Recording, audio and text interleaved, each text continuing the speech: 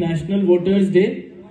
And जैसा कि आप लोगों ने सुना, this is an event that has been happening since 2011, क्योंकि इलेक्शन कमीशन ऑफ इंडिया की स्थापना, उसकी फाउंडेशन रखी गई थी 25 जनवरी 1950। आपने काफी सारे इंफॉर्मेटिव वीडियोस देखे। मुझे लगता है यंग स्टूडेंट्स को काफी सारी चीजें पहली बार पता चली होंगी। और जब हम लोग आजाद हुए थे उस टाइम पे इतना सारा इंफ्रास्ट्रक्चर नहीं था, इस तरह के ऑडिटोरियम्स नहीं थे, इस तरह का बिजली, सड़कें नहीं थी। उसके बावजूद उस टाइम भी हमारी population not less then 33 crore थी। एंड उस टाइम भी with so limited facilities, with no budgets, no money, we were able to conduct elections. तो कई सारे बच्चे सोचते होंगे ये इलेक्शन कमीशन है क्या, इसमें कितने सारे लोग काम करते हैं, क्या इसमें 1 लाख 2 लाख 3 लाख 10 लाख लोग काम करते हैं? तो मैं आपकी जानकारी के लिए बता दूं, इलेक्शन कमीशन एक कॉन्स्टिट्यूशनल बॉडी है, यानी कि भारत के कॉन्स्टिट्यूशन में इसका नाम लिखा हुआ है।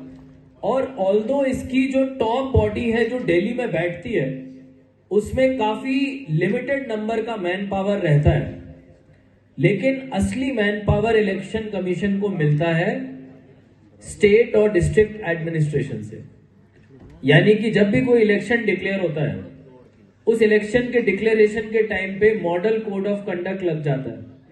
मॉडल कोड ऑफ कंडक्ट लगने के बाद सारे गवर्नमेंट के ऑफिसर्स जो डिस्ट्रिक्ट में रहते हैं, हम सब लोग, टीचर्स हो, डीसी हो, एडीसी हो, सारे एचओडीज हो, सभी लोग इलेक्शन कमीशन के अंडर आ जाते हैं। तो एक तरह से इलेक्शन कमीशन अपने आप में एक बहुत छोटी बॉडी है अगर नंबर्स की बात करें, बट वो इतने सारे लोगों को अपने अंडर ले लेती है जब इलेक्शंस होते हैं, दैट ओवरऑल जो नंबर होता है जब इलेक्शंस की मशीनरी की बात करें तो वो not less than 50 lakh to 1 crore होता है।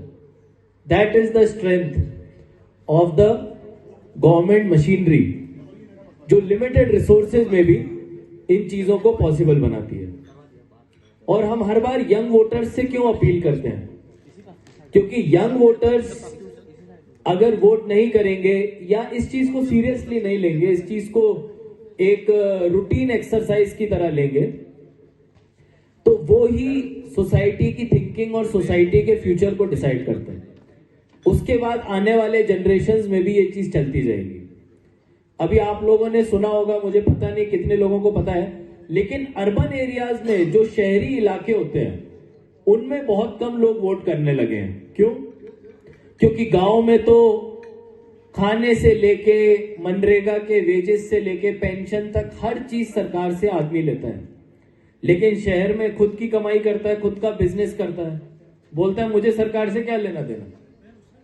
लेकिन उसके बाद जब कभी बारिश आती है और उसकी सड़कें चौक हो जाती है पानी से, तब वो म्यूनिसिपैलिटी को गाली देता है कि भाई सरकार काम नहीं करती है। तो इस तरीके के थॉट प्रोसेसेस और चैलेंजेस रहते हैं। जानकारी के लिए बता दूं, सन 1800 से लेके आज तक का जो भी इलेक्शन का साल रहा है, पहली बार पूरी दुनिया के इतिहास में 40% से ज्यादा आबादी इलेक्शन का प्रोसेस जो होता है उसमें भागीदार बनेगी। यह अपने आप में बहुत बड़ी बात है। यानी कि 40% से ज्यादा आबादी जो दुनिया की है, दुनिया की आबादी 7 से 8 अरब के बीच में है, 7 to 8 बिलियन पीपल, उसमें से 40% से ज्यादा आबादी इस साल वोट करने वाली है। उसमें मेन कंट्रीज है इंडिया, भारत, अमेरिका, कनाडा,